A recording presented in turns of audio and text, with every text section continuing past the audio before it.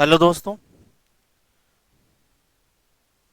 भौगोलिक चिंतन geographical thought में हम पढ़ रहे थे और पिछली 5 क्लासों में हम प्राचीन युग से लेकर अपने मध्यकालीन जो भूगोल का डेवलपमेंट है वहां तक आ चुके थे।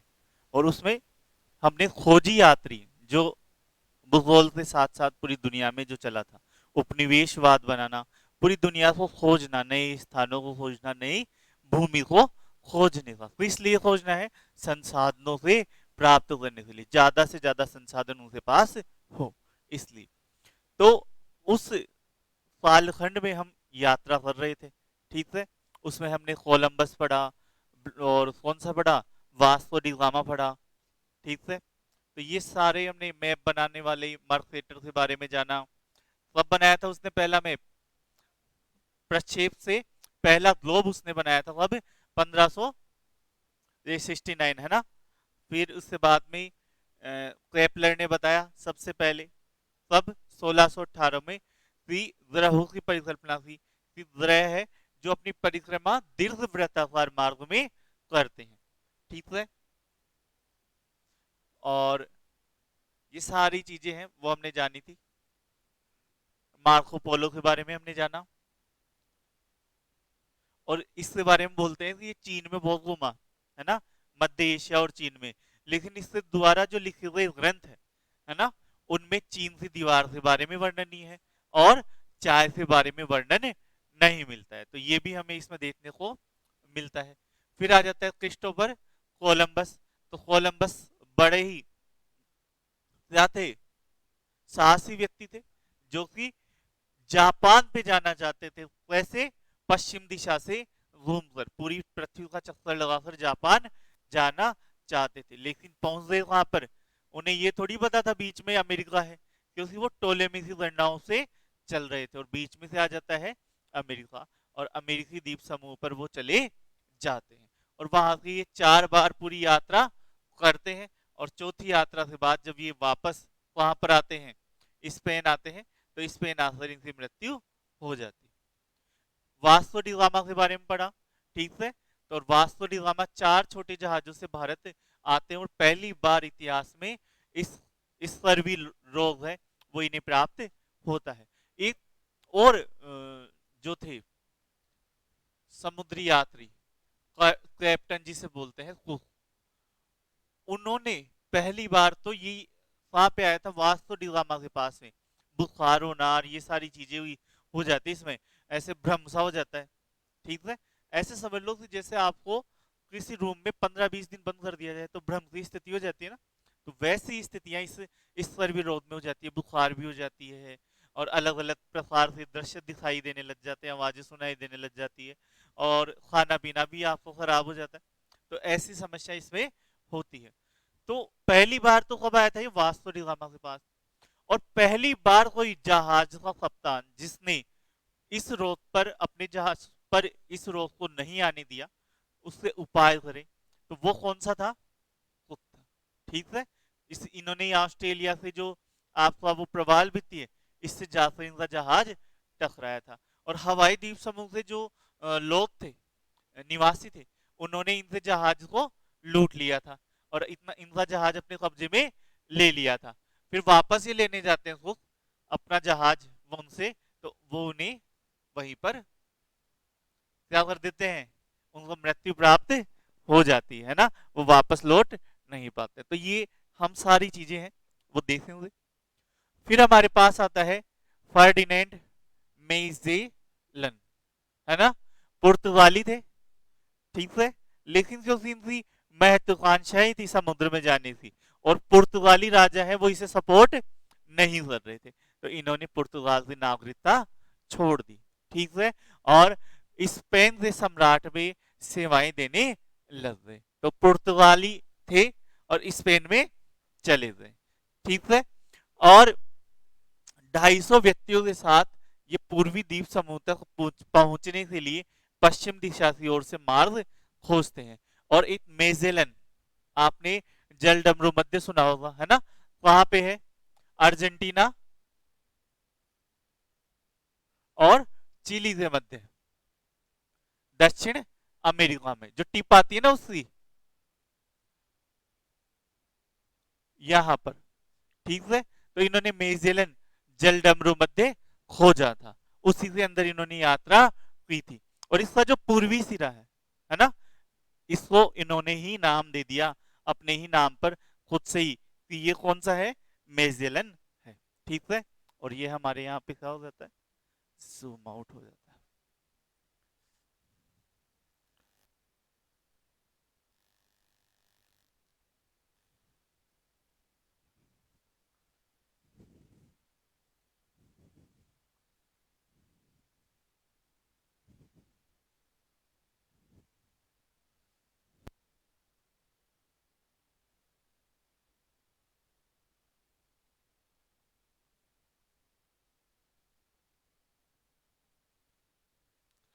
सॉरी, है ना। चलिए, तो मेजेलन हमारे पास आते हैं, ठीक है। और इन्होंने अटलांटिक से प्रशांत महासागर को जोड़ने वाले इस जल डमरू मध्य को खोजा था, उसके अंदर इन्होंने यात्रा की थी। और 1519 को 250 व्यक्तियों के साथ ये जाते हैं। नवंबर में ब्राजील के तट पे पहुंचे और 1 अप्रैल 1520 को अपने दल में भटके विद्रोह को कुचला। यानी जहाजों में भी विद्रोह हो ही जाते हैं, ठीक है। 250 व्यक्ति जा रहे हैं तो किसी की महत्वाकांक्षा होती है ज्यादा, जैसे हमने पढ़ा था ना उसमें, किसमें, कोलंबस में, ठीक है। क्या पढ़ा था वो, तीसरी यात्रा में जब वो जाते हैं, तब वहां वही जो व्यक्ति है, वो जो अधिकारी होता है, वो क्या बन जाता है वहां पे, तानाशाह बन जाता है। और उसे वापस जहाज में बिठाकर वापस क्या भेज देता है, स्पेन भेज देता है कि आप यहाँ से जाओ, आपका यहाँ पे कोई भी काम है नहीं है। तो वैसे ही इनके साथ भी होने वाला था, पर इन्होंने समझदारी दिखाई और उस विद्रोह को कुचल दिया।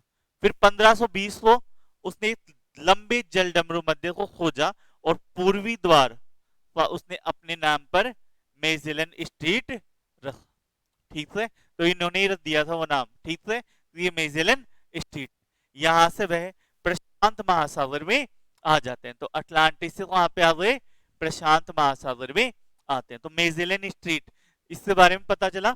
98 दिनों तक ये जब लंबी यात्रा करते हैं प्रशांत महासागर में, तब क्या होता है, वही इस सर्वी रोग से पीड़ित हो जाते हैं लंबे समय तक समुद्री यात्राएं करने से।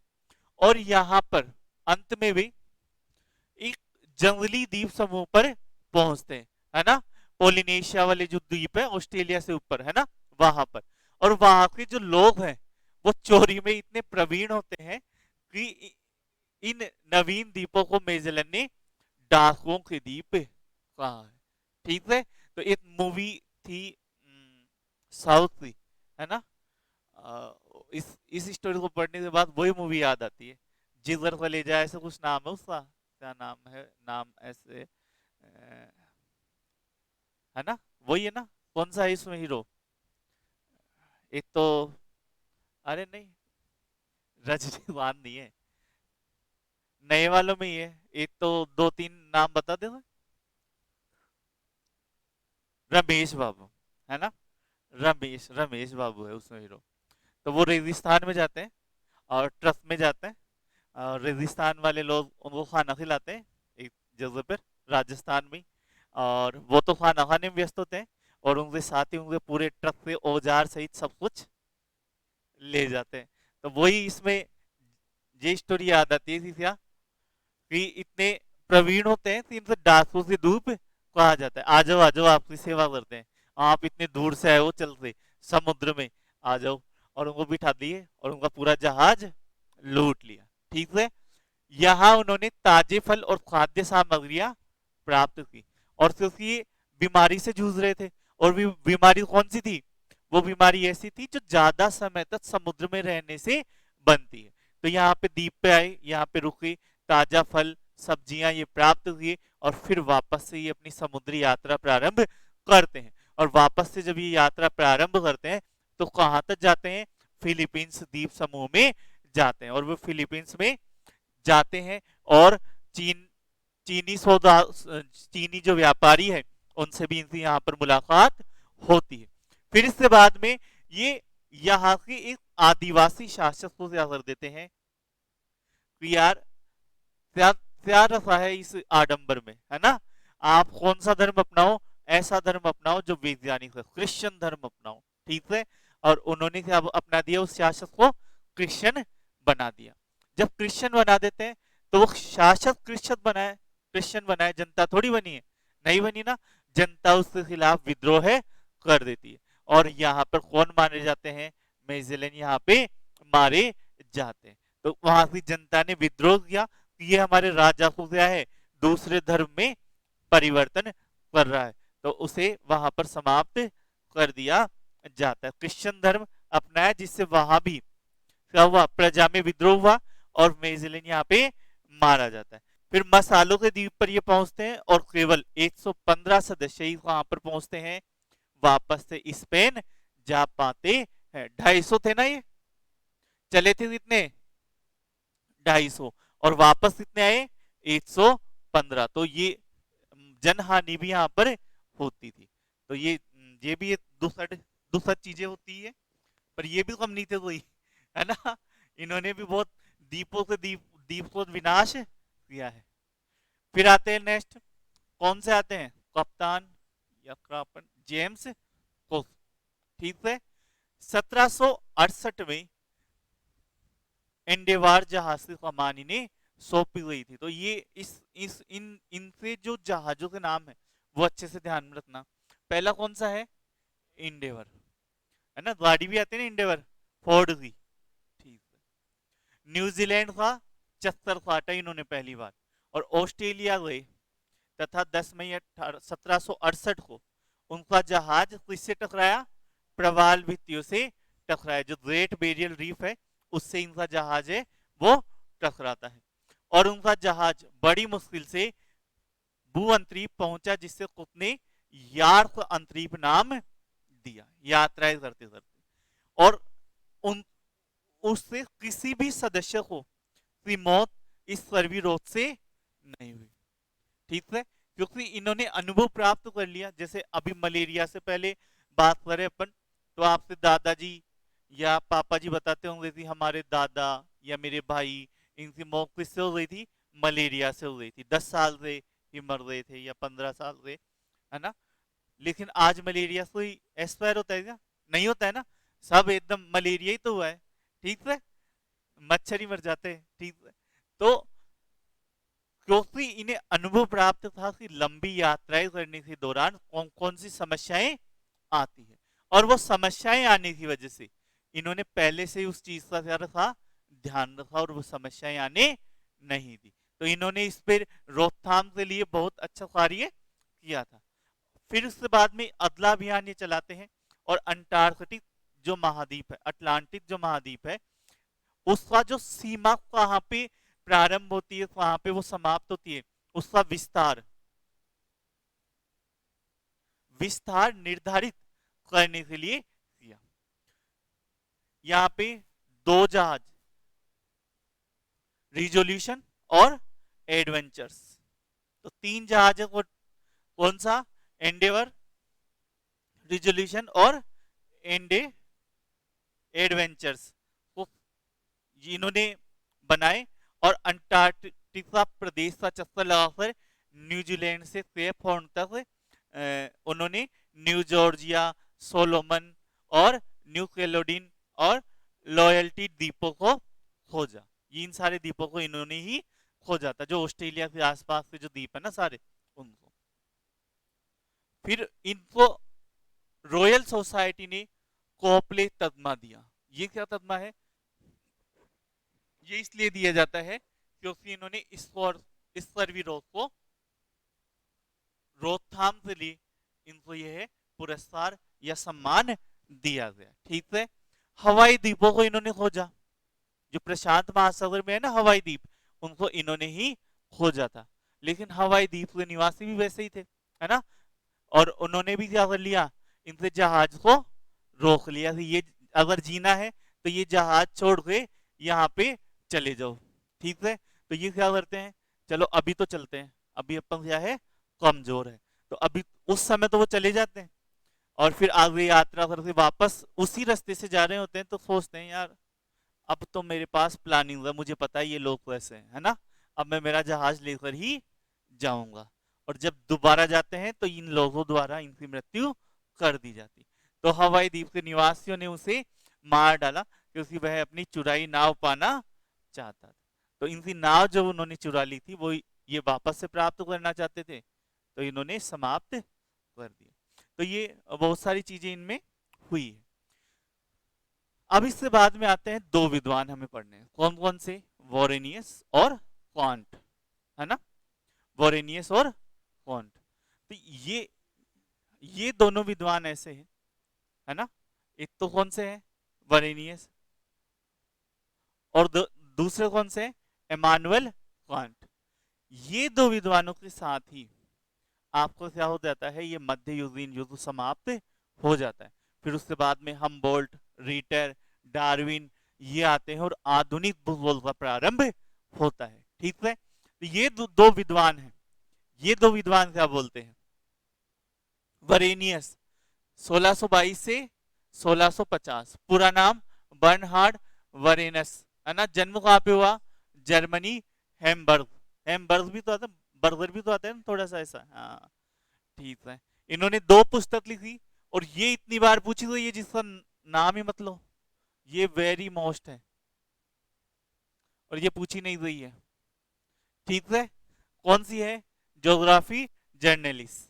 इसी में इन्होंने सामान्य और प्रादेशिक भूगोल में इनका वर्गीकरण करते हैं। ठीक है, तो 1650 में कौन सी, ज्योग्राफी जर्नलिस्ट, डिस्क्रिप्शन रे रही लोपिने एट सिम, ये कोई इन्होंने जर्मन भाषा में लिखी थी जिसका इंग्लिश में भी ट्रांसलेशन नहीं हुआ है।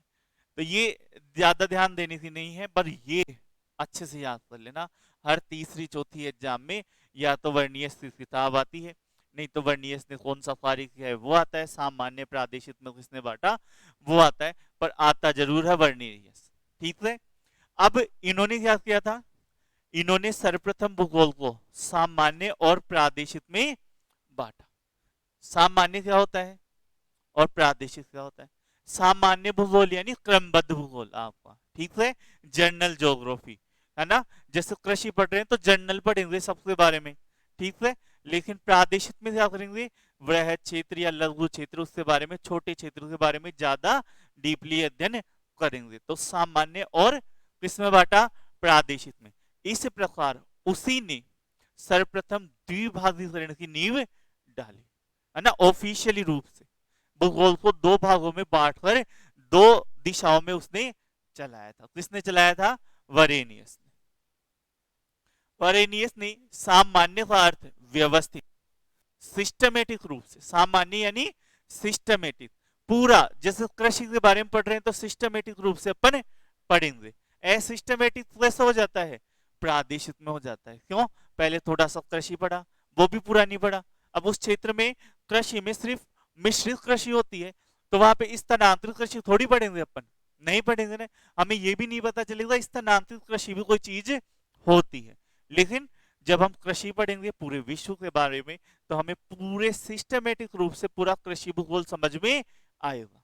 ठीक है, तो ये सारी चीजें वर्नियस क्या बोलते हैं, सामान्य का क्या अर्थ है, व्यवस्थित, सिस्टमेटिक, और प्रादेशिक विवरण से लघु का अर्थ क्या होता है, लघु या वृहद क्षेत्रीय इकाइयों के बारे में बहुत सूचनाएं और आंकड़ों का ज्ञान होना।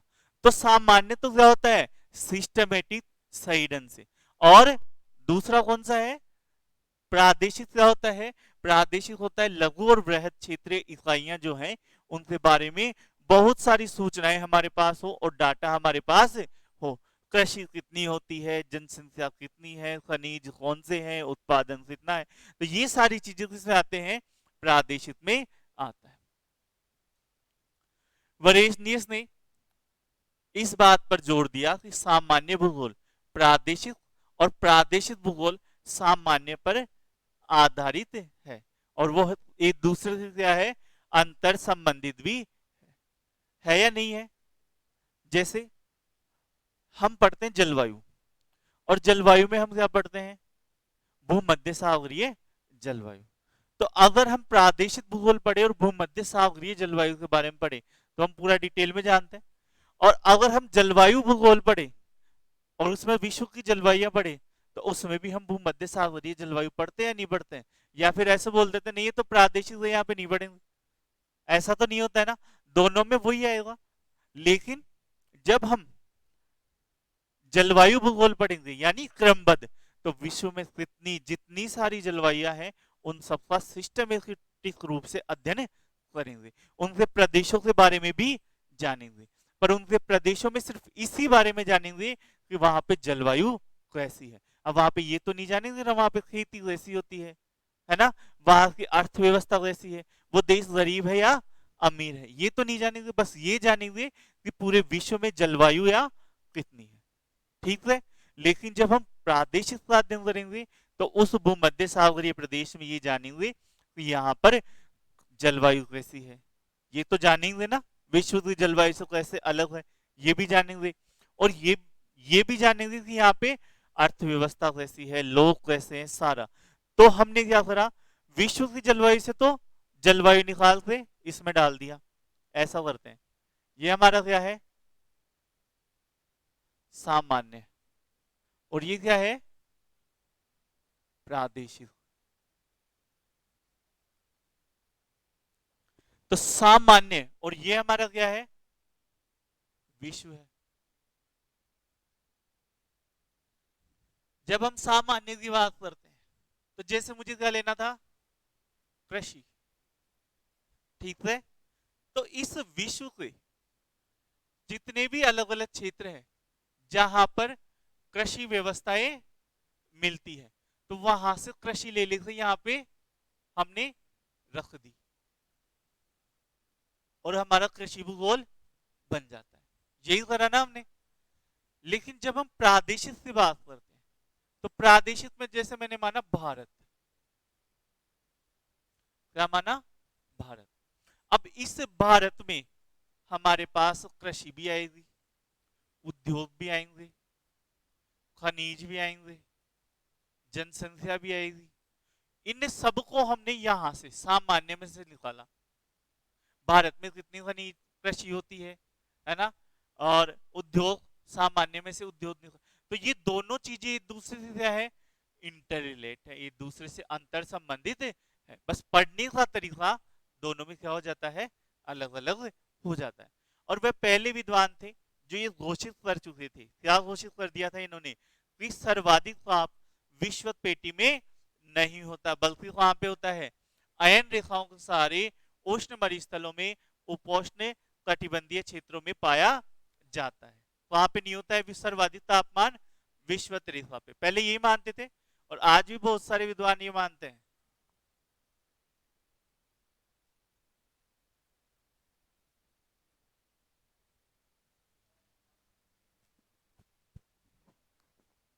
है ना, तो पहला विद्वान था जिसने ये बताया कि सर्वाधिक ताप कहां पर होता है, विश्व पेटी में नहीं होता है, कहां पे होता है, अयन रेखा यानी उपोष्ण कटिबंधों के पास होता है। उसने सामान्य भूगोल को निरपेक्ष बताया यानी पूर्ण बताया, ग्रह संबंधी सापेक्ष तुलनात्मक में विभक्त किया, यानी सामान्य भूगोल को निरपेक्ष और सापेक्ष इन दोनों की तुलना के रूप में विभक्त किया है, ठीक है। फिर आ जाते हैं इमानुएल कांट। भूगोल को हम दो भागों में बांट सकते हैं, क्योंकि कांट के बाद में जो भूगोल आती है वो कौन सी आती है, आधुनिक भूगोल, और कांट से पहले वाली भूगोल कौन सी है, वो प्राचीन और मध्ययुगीन। तो कांट बीच वाली कड़ी है तो दोनों को जोड़ता है, ठीक है। तो भूगोल के इतिहास को दो कालों में बांटा जाना चाहिए, कौन सा, एक वाला को कौन सा, कांट के पूर्व इतिहास, और दूसरा कांट के पश्चात। ये कहां से संबंधित थे, पूर्वी रूस से, ठीक है, जो 12 जून 1755 को ऑन फीरे निमन पर पीएचडी की उपाधि लेते हैं, ठीक है। और 31 वर्ष की आयु में तो ये क्या बन जाते हैं, लेक्चर, है ना, प्राध्यापक है ना, बन जाते हैं। और विश्वविद्यालय बाद में क्या बनते हैं? रेक्टर। रेक्टर क्या होता है? वाइस चांसलर बन जाता है। ठीक है, क्या वाइस उप कुलाधिपति है ना, उप कुलपति होता है, वाइस चांसलर है ना, उप नहीं लगता, और कुलाधिपति होता है वो चांसलर होता है। ठीक है, शायद ऐसे ही है हिंदी है ना, यही है। तो ये क्या होते हैं? विश्वविद्यालय जहां जिस क्षेत्र से ये थे वहीं से क्या बन जाते हैं? वाइस चांसलर बन जाते हैं, जिसे रेक्टर बोला जाता है। जिस वाइस चांसलर ना आए, रेक्टर ही आ जाए, तो आप सोचोगे ये क्या हो गया? रेप्टाइल सांप, सांप सांप की प्रजाति थोड़ी आ गई। तो ये क्या थे? चांसलर थे। इन्होंने बहुत सारी किताबें लिखी जो भी पूछी भी जाती। एक तो कौन सी? General natural history and theory of heavens, ये वेरी मोस्ट किताब है इनकी, है ना। General natural history and theory of the heavens. फिर इसके बाद में critics of pure reason, critics of judgement, और anthropology from pragmatic point of view. विश्व की प्रजातियों और नरजातियों का वर्णन इन्होंने किया। ठीक है, ये भी इसमें आते हैं। तो ये चार किताबें वेरी मोस्ट ये है। फिर ये भी पूछी जाती है तीनों, है ना, बराबर। पर ये general natural history and theory of the heavens 1755 बहुत ही महत्वपूर्ण किताब इनसे मानी जाती है। कांट क्या थे? ज्यादातर भौतिक भूगोल में इनका विश्वास था। लेकिन भौतिक भूगोल का विश्वास का मतलब ये नहीं था कि इन्होंने मानव को शून्य कर दिया। ह्यूमन ज्योग्राफी में इनका बिल्कुल भी ध्यान नहीं था, ऐसा बिल्कुल भी नहीं है। कांट की भौतिक भूगोल की प्रकृति मानव विज्ञान केंद्रित मानी जाती है। ठीक है, इसी दृष्टिकोण को कांट से रीटर ने लिया। जो कांट का जो दृष्टिकोण था उसी चीज पर रीटर आगे कार्य करते हैं। कांट का क्या दृष्टिकोण था कि भौतिक भूगोल ही है सब कुछ, लेकिन मानव भी नगण्य नहीं है। ठीक है, तो यही परंपरा फिर धीरे धीरे आगे बढ़ती है, और आज हम इस स्वरूप में आ गए कि भौतिक भूगोल है जो है, लेकिन मानव सब कुछ है। मानव कुछ भी चेंज कर सकता है, इस सीमा तक मानव हर चीज में चेंज कर सकता है। कांट भूगोल के योग को मानव समाज से उन्नति, सॉरी,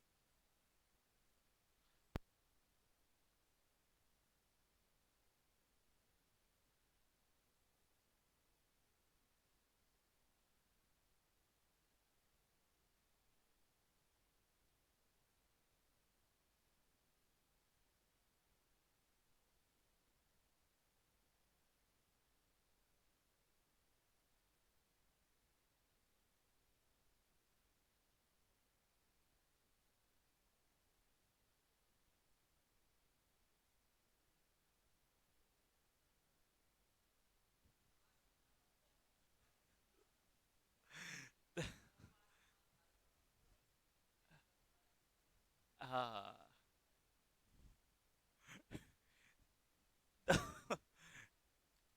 इन्होंने मानव समाज की उन्नति में क्या माना?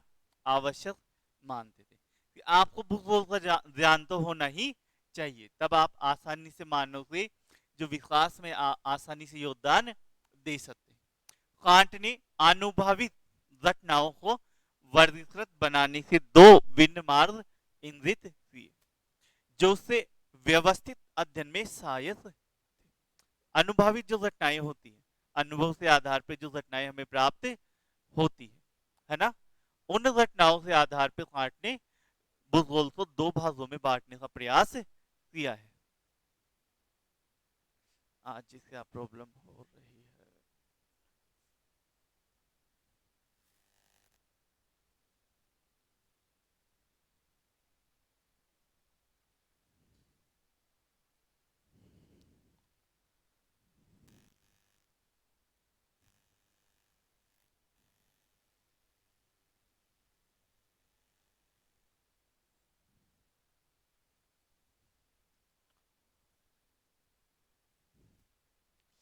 चलिए, है ना।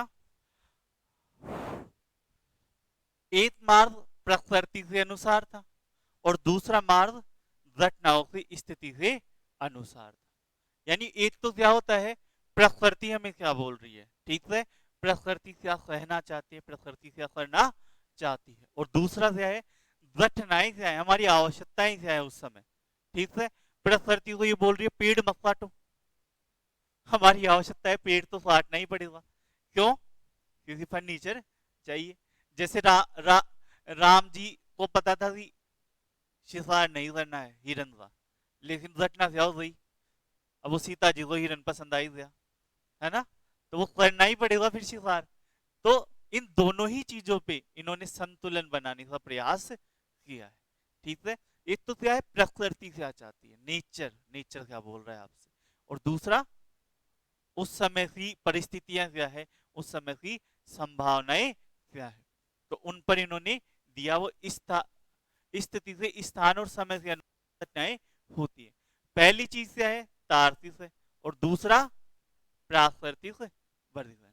और इन्हीं सबसे आधार पर पार्ट ने स्थान और काल, स्पेस एंड टाइम संकल्पना दी, ठीक है। तो ये अच्छे से याद रख लेना, स्थान और काल संकल्पना, स्पेस एंड टाइम थ्योरी किसने दी थी, कांट ने दी थी। प्राकृतिक भूगोल, कांट क्या बोलते हैं, प्राकृतिक भूगोल यानी फिजिकल ज्योग्राफी, आपका जो भौतिक भूगोल है वो।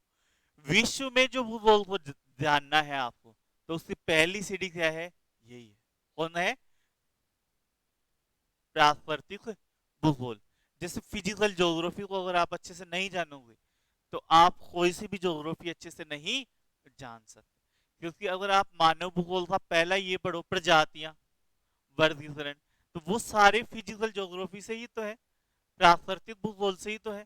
तो ये ही जानना, प्राकृतिक भूगोल जानना ही क्या है, पहली सीढ़ी मानी जाती है भूगोल में अध्ययन करने की। और इतिहास वर्षणीय है और भूगोल विवरणीय है। इतिहास क्या होता है, वर्णनीय, ये क्या लिखा है,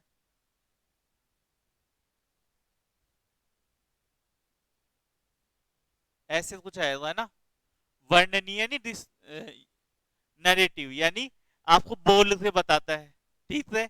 इतिहास तो वर्णन करने वाला ही तो है, कि अकबर ऐसा था भाई साहब, महान व्यक्ति थे, महाराणा प्रताप उनसे भी महान व्यक्ति थे, ठीक है।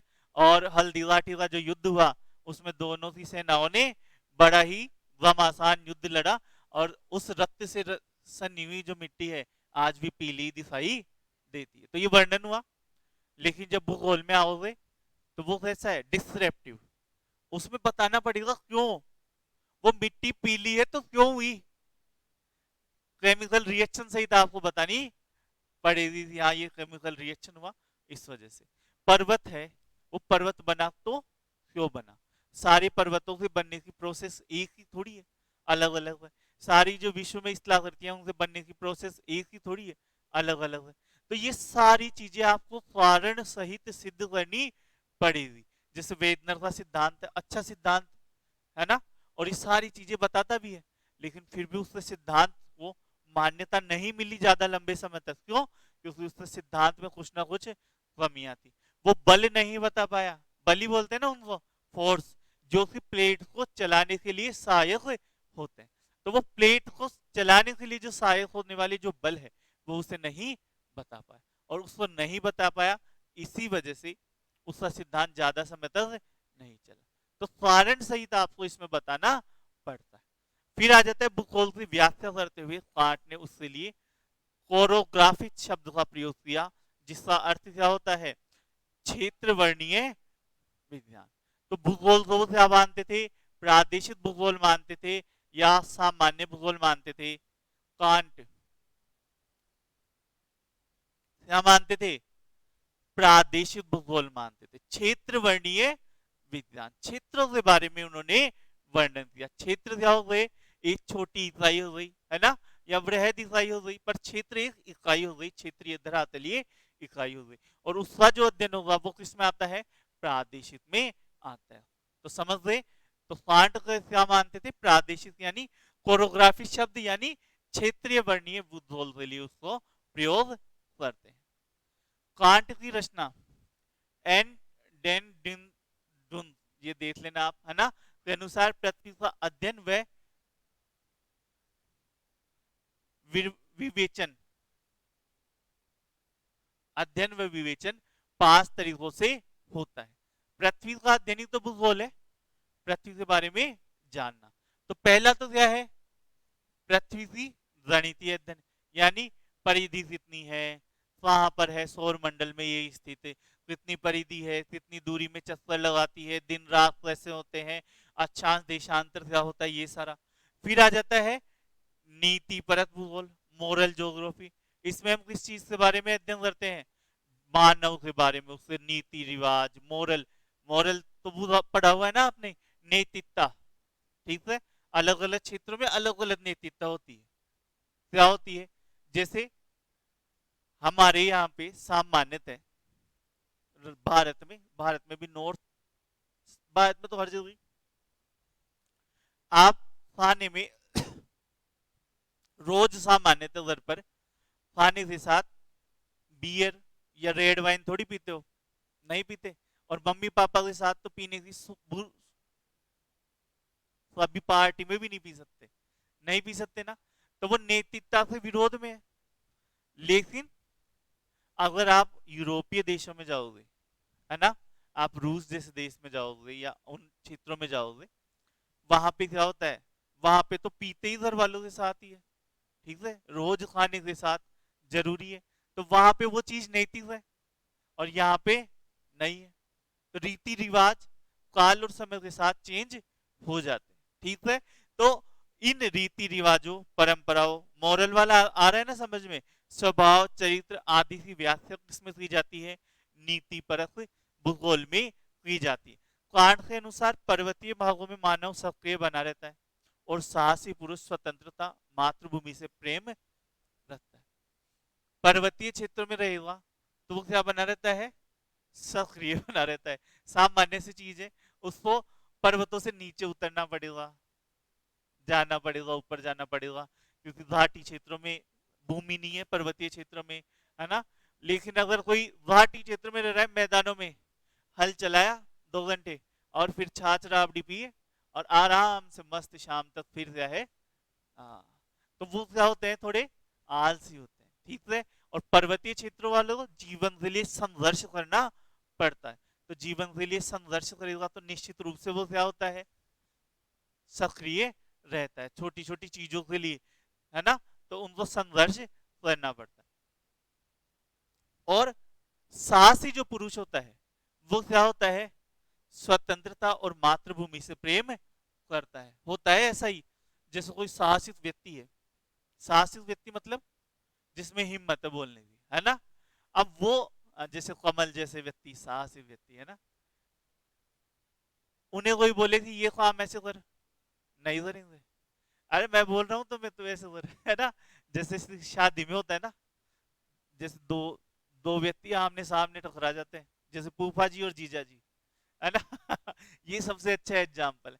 उनमें से जो बोलने में तेज होगा, है ना, जो जिम्मेदारी संभालने में तेज होगा, वो ऑर्डर दे देगा, बस ये है ना। वरना एक दूसरा उसको साइलेंट हो जाएगा, जो ऑर्डर देने में तेज नहीं होगा, जो बोलने में तेज नहीं होगा, वो साइलेंट होकर कोर्ट यार संभाल लेगा। तो या तो वो फूफा जी संभाल लेंगे, नहीं तो जीजा जी संभाल लेंगे, ठीक है। और जो तेज होगा बोलने में, और वो पैरावनी में जाके बैठ जाएगा, है ना, वो ऑर्डर देगा, इसको 100 रुपए देने हैं जुआरी में, इसको तो ये एक जनरल है, सामान्य, अपन घर में और सब जगह ये चीजें देते हैं या नहीं देते, देते हैं ना। तो वैसे ही जो व्यक्ति साहसिक होते हैं, स्वभाव से निडर होते हैं, वो किसी से कंट्रोल में नहीं आते, वो स्वतंत्र रहना पसंद करते हैं, ठीक है, अपनी मर्जी के मालिक होते हैं, ठीक है। और वो अपने देश से, अपनी मातृभूमि से प्रेम भी करते हैं, ठीक है। तो यही किसने बताया, कांट ने। और जो कमजोर होते हैं मन से, ठीक है, उससे क्या चाहिए, नेता चाहिए, है ना। हमारे लिए भोजन कौन लाएगा, वो लाएगा, नेता वो बनेगा। भोजन लाने का तात्पर्य क्या बोलता हूं मैं, जब हम उस समय की बात करते हैं तो वहां पे भोजन का तात्पर्य क्या है, मांसाहार। भोजन लाने का मतलब हुआ शिकार करना, सबसे पहली चीज, या जंगलों में जाना, अगर आप संग्राहक भी हो तो अगर बड़े बड़े पेड़ से पपीता भी लानी है तो उस पर चढ़ना पड़ेगा, और उस पर चढ़ रहे नीचे शेर आ गया, है ना, तब उतरना भी पड़ेगा फिर, और फिर सही सलामत घर पे भी जाना पड़ेगा। तो जो साहसिक व्यक्ति है वो लीडरशिप करते हैं, और जो कमजोर व्यक्ति होते हैं, है ना, वो क्या करते हैं, दासता करते हैं। ये चीज किसने बताई थी, कांट ने बताई थी। फिर आ जाता है राजनीतिक भूगोल। तो वो कमजोर और साहसिक से ही राजनीति चालू होती है, धीरे धीरे लीडर बनते हुए राजा तक। व्यापारिक भूगोल और ईश्वर परख भूगोल, थेरोग्राफिक भूगोल। ये पूछा जाता है ईश्वर परख भूगोल किसने लिखी। ईश्वरवाद कौन था, अरस्तु ईश्वरवादी, है ना, टेरोलॉजिस्ट। और ये ईश्वर परक भूगोल किसमें थी, क्वांट में। ठीक है। फिर इसके बाद में क्वांट प्रथम विचारक था जो भूगोल को जीव भू विस्तार,